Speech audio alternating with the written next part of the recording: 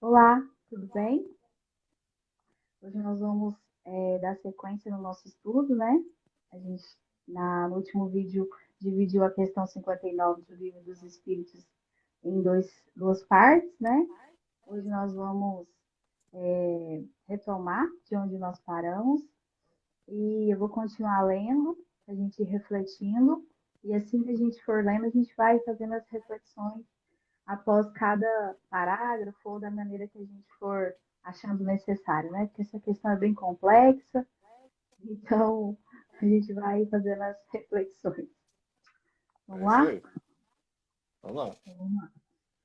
De acordo neste ponto com Moisés, a ciência coloca o homem em último lugar na ordem da criação dos seres vivos. Moisés, porém, indica como sendo o do dilúvio universal, o ano 1654 da formação do mundo, ao passo que a geologia nos aponta o grande cataclismo como anterior ao aparecimento do homem, atendendo a que, até hoje, não se encontrou nas camadas primitivas traço algum de sua presença, nem da dos animais de igual categoria, do ponto de vista físico.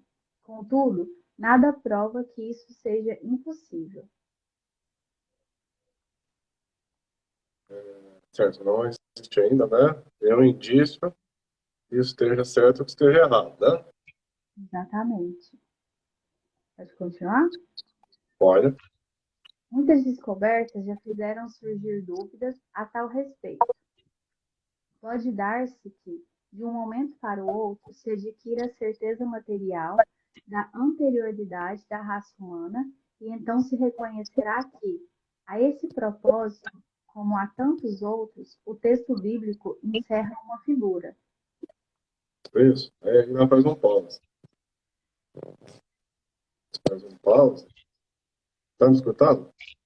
Estou escutando bem. Também, né? Então, aí a gente faz um pause porque aqui diz o seguinte, que as pesquisas científicas, eu fiz uma observação aqui que ela é assim, as pesquisas científicas têm mostrado que Moisés estava certo com relação à criação do homem, será a última na ordem da criação dos seres vivos. Novamente, a gente volta a falar o que falamos no último vídeo, a primeira parte, né? Sobre o tempo e a maneira que esses seres foram criados. Porque, segundo as escrituras, eles teriam saído de maneira instantânea das mãos de Deus. E a ciência nos indica que realmente foi a partir de leis naturais, mas que foram resultado de milhões de anos, né?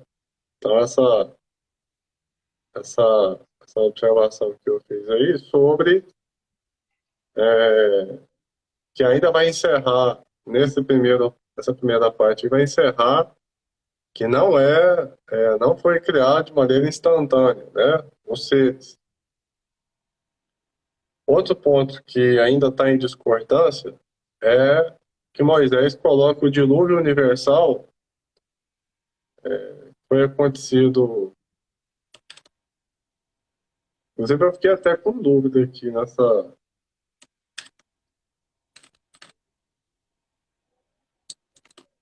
parte. Ele coloca no ano de 1654, né? É, Eu lembro até de você comentar que a gente estava estudando, que assim, se a gente for pesquisar, ir ao pé da letra, né? Muitas dessas datas, elas não fazem sentido, né? na verdade, é 4.654. O, o Ah, ano. ele vai falar aqui mais para frente mesmo. Que Então, ele data. Hã? ele vai falar aqui depois sobre mais ou menos sobre essa data. Então, ele data como sendo esse dilúvio universal acontecendo em 4.654, a partir da formação do mundo. Já a ciência nos indica que um grande cataclismo aconteceu, porém, há muito mais tempo, quando ainda não existia vida humana na superfície terrestre. Mas, claro, né, ele sempre trata essas questões no livro dos Espíritos, sempre trata com uma certa margem de que a partir do momento que pesquisas indicam que houve alguma coisa diferente, a gente tem que parar e rever tudo, né? Então, como essa hipótese não foi totalmente descartada, a hipótese de que não havia vida humana antes destes cataclismos, ele fala assim que esse texto pode ser um sentido figurado, né? Assim como tantos outros textos presentes nas velhas escrituras. A partir do momento que apareçam pesquisas que se referem à vida humana antes destes cataclismos, aí muda tudo, né? É preciso sentar e reavaliar o que nos quis dizer esses textos. Mas até esse momento, né, que não existe ainda nenhum indício que existia vida humana antes destes cataclismos, aparentemente a gente deve levar esse texto como fosse um texto no sentido figurado, não no sentido literal. Eu até fiz uma outra observação aqui, que a gente está falando de cataclismos, e a Terra já passou por vários cataclismos, né?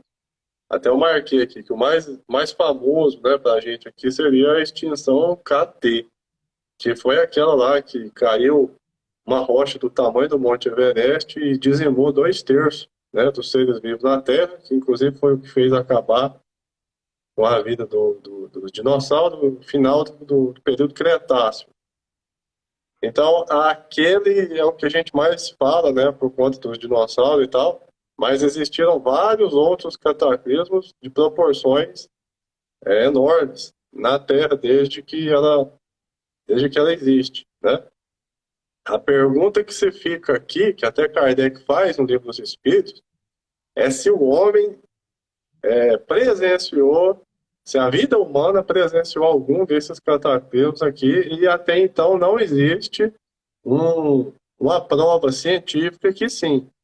Tudo indica que todos esses cataclismos, né, fizeram a formação da Terra, conforme a gente vê hoje, e que que a vida humana surge na Terra após esses cataclismos, certo? Certo. Pode continuar? Eu vou fazer uma observação, porque suas observações estão ótimas. Não, é bom. Deixa eu ver aqui. Então, a questão está... isso aqui nós já passamos, né? Isso, a questão está em saber.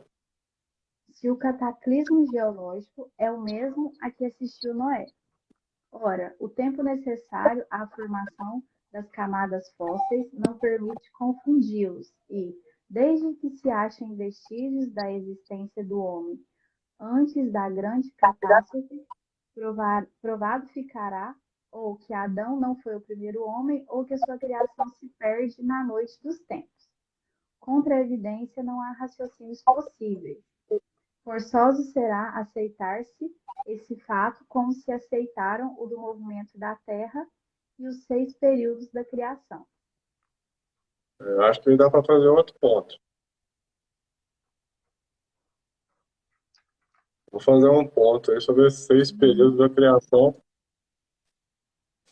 Então, tá ouvindo, beleza? Estou ouvindo. Então, é aquilo que eu estava falando antes, né? Então, o Kardec está questionando se o maior cataclismo que havia ocorrido na Terra seria o dilúvio de Noé, vamos dizer assim, né? Então a gente entende a partir do próprio texto do Livro dos Espíritos que quando encontrarem traços da existência de vida humana na Terra que provem que existiu essa vida antes da catástrofe, aí fica provado que Adão não foi o primeiro homem a habitar a Terra, ou que a sua criação fica sendo impossível de ser datada, né? Como ele fala que se perde na noite, porque não tem como ter um registro específico nem de Adão, de fato, nem da data que Adão deveria ter povoado a Terra. E ele deixa muito claro que contra os fatos não há argumento. Portanto, quando for encontrado algum vestígio de vida humana antes disso, ele deverá ser aceito o fato, Assim como foi tão difícil em outros momentos da história aceitar que a criação da Terra se dividiu em 6 períodos e que a Terra se movimenta em torno de si mesma e em torno do Sol, ao contrário do que se pensava antes. Na época também foi um grande problema para a comunidade científica, no geral, aprovar, né, essa teoria, essa proposta de que a Terra que girava em torno de si, em torno do Sol, não o contrário, né? Então, a partir do momento que a ciência mostra sua cara com fatos, o argumento fica cada vez mais difícil de sustentar, né? Até então, a gente trabalha com fé e ciência exatamente para que a gente consiga ter um caminho onde a gente se apoie uma na outra, né? As duas não podem andar longe uma da outra, as duas têm que andar sempre próximas, para que a gente evite cair em erros, né? Em erros conscientes. Exatamente. Aqui a gente fala da fé e da razão, né? Isso. A gente comenta em outras questões, né? Que muitas coisas das quais nós achávamos estar resolvidas, né? Igual ele deixa bem claro aqui, os fatos mostram que é diferente, e então segue-se outro tipo de raciocínio, né? E a ciência, ela vai atrás para nos nortear, né? Às vezes, pouco a pouco, de algumas coisas, né? A gente tem como estar mais aceitar mais, entender mais algumas coisas, né? Aquilo que a gente sempre fala, aquilo que às vezes Deus quer que nós saibamos, né? Dentro do possível, né? É igual eu fiz uma observação aqui, que assim, Moisés, ele falou, ele nos ajudou muito com suas escrituras, e a gente sabe que isso foi permitido graças à espiritualidade, né? Então, ele meio que teve que falar para vários povos, né? Meio não, ele falou para vários povos, e cada um tem sua interpretação, né? De acordo com aquilo que se acredita, né? E aí a ciência vem para nos ajudar e nos nortear diante disso, né? A ciência ela vem para nos nortear, exatamente. Ela não pode ser vista como uma inimiga, né? Com Ela deve ser certeza. vista como uma aliada, né? Porque através da ciência, como você disse aí, tanto Moisés quanto Jesus, que a gente vai falar na live daqui a pouco, eles não puderam nos trazer textos mais objetivos, porque a limitada capacidade intelectual do momento não permitia que esses textos fossem absorvidos, né? Então, trazem eles alguns textos que, de fato, mostram o que eles estavam tentando nos passar, mas a maioria deles são metáforas para que a gente consiga entender melhor, né, à frente daquele tempo, o que é que eles estavam tentando dizer. E a ciência ela vem para nos auxiliar nesse sentido, porque muitos dos textos que foram interpretados de maneira literal, a ciência vem, né?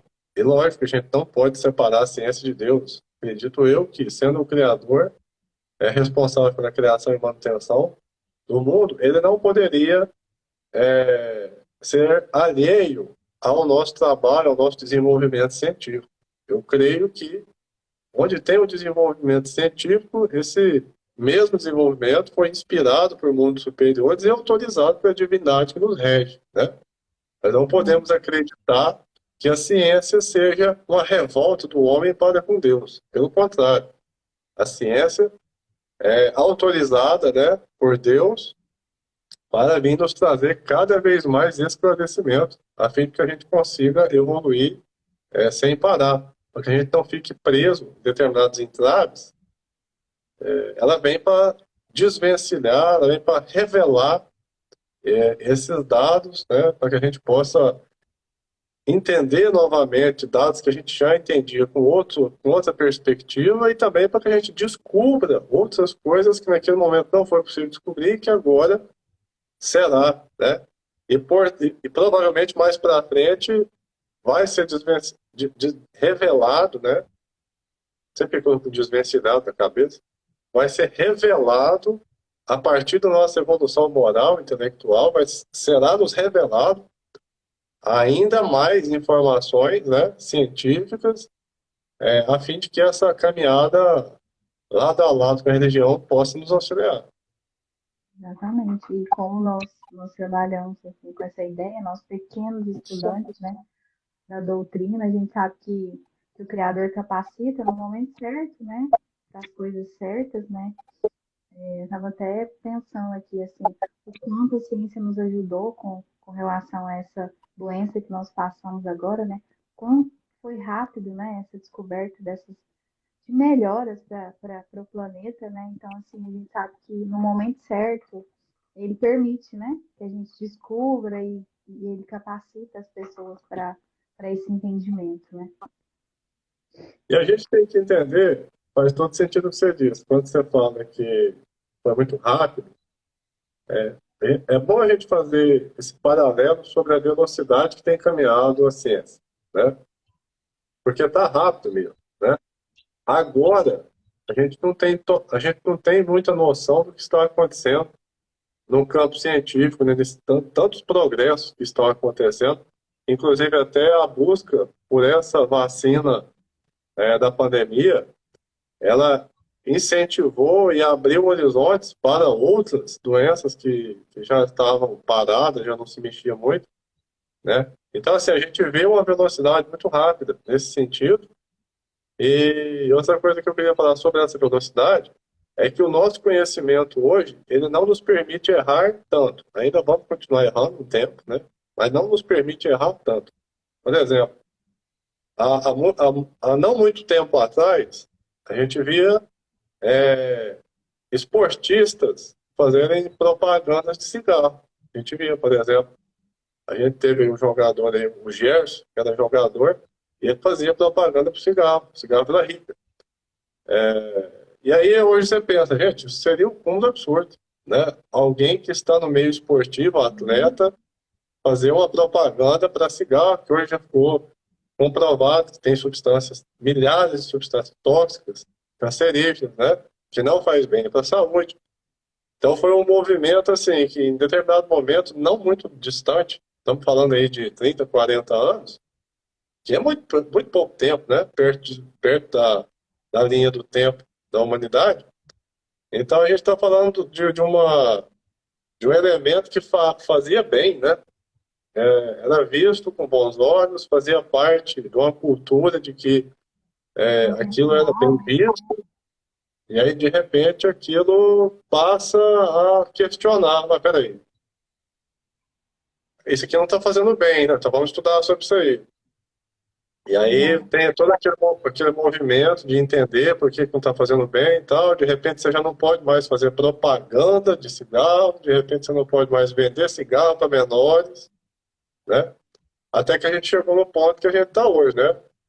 Tá bem claro para todo mundo, tipo assim, esse pessoal que está nascendo agora já está sabendo, cigarro faz mal, né? Não só faz mal para quem utiliza, né? Para quem faz uso, mas também para terceiros que estão próximos, né?